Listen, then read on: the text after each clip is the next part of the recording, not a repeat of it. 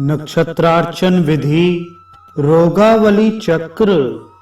भगवान श्री कृष्ण कहते हैं, राजन, एक बार कौशिक मुनि अग्निहोत्र करने के बाद सुखपूर्वक बैठे हुए थे। उसी समय महर्षि गर्ग ने उनसे पूछा, ब्राह्मण बंदी गृह में निरुद्ध हो अथवा विषम परिस्थितियों में अवरुद्ध, दस्यु, शत्रु अथवा हिंसक पशुओं से घिरा हो तथा व्याधियों से पीड़ित, तो ऐसे व्यक्ति की कैसे मुक्ति हो सकती है, इसे आप मुझे बतलाएं।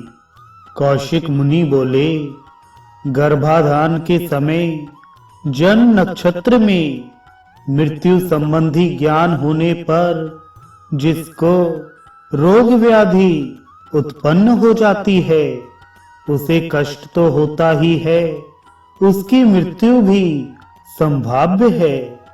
यदि कृत्तिका नक्षत्र में कोई व्याधि होती है तो वह पीड़ा 9 रात तक बनी रहती है, रोहिणी में 3 रात तक, मृगशिरा में 5 रात तक, और यदि आर्द्रा में रोग उत्पन्न हो तो वह व्याधि प्राणव्योगिनी हो जाती है।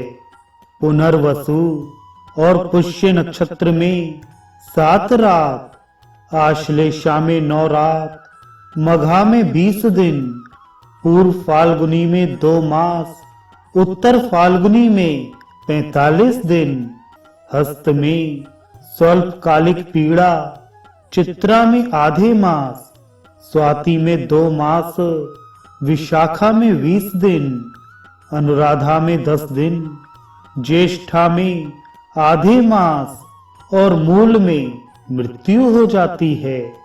पूर्वाषाढ़ा में 15 दिन, उत्तराषाढ़ा में 20 दिन, श्रवण में 2 मास, धनिष्ठा में आधा मास, शतभिष में 10 दिन, पूर्व भाद्रपद में 9 दिन, उत्तरा भाद्रपद में 15 दिन, रेवती में 10 दिन, अश्विनी में 1 दिन रात का कष्ट होता है। मुनि, कुछ विशिष्ट नक्षत्रों में व्याधि उत्पन्न होने पर मनुष्य के प्राण तक भी चले जाते हैं, इसमें संदेह नहीं। इसकी विशेष जानकारी के लिए ज्योतिषियों से भी परामर्श करना चाहिए।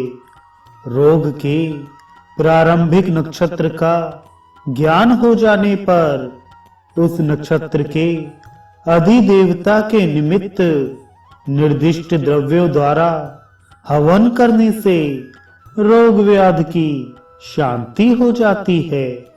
व्याधि नक्षत्र के किस चरण में उत्पन्न हुई है, इसका ठीक पता लगाकर आपत्तिजनक स्थितियों में व्याधि से मुक्ति के लिए उस नक्षत्र के स्वामी के मंत्रों से अभीष्ट समिधा द्वारा हवन करना चाहिए।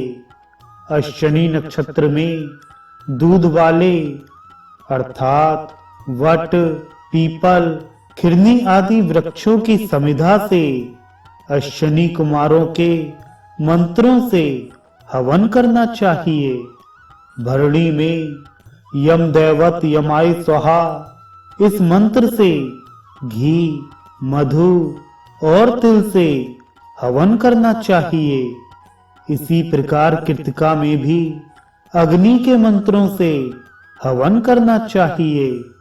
रोहिणी में प्रजापति के मंत्र से, मृगशिरा में घी से, पुनर्वसु में दिति देवी के लिए दूध और घी मिश्रित आहुति प्रदान करनी चाहिए।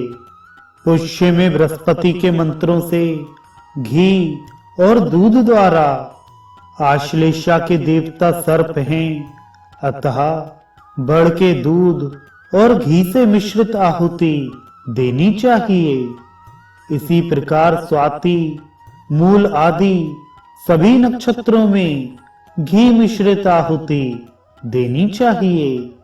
मुनि, ब्रह्मा जी ने यह बतलाया है कि विधि पूर्वक गायत्री मंत्र द्वारा भी प्रायः 1 सहस्त्र घृत की आहुतियां देने पर संपूर्ण जरों एवं व्याधियों का सदा उपशमन हो सकता है, क्योंकि गायत्री का अर्थ ही है कि गान, हवन, पूजन द्वारा त्राण करने वाली।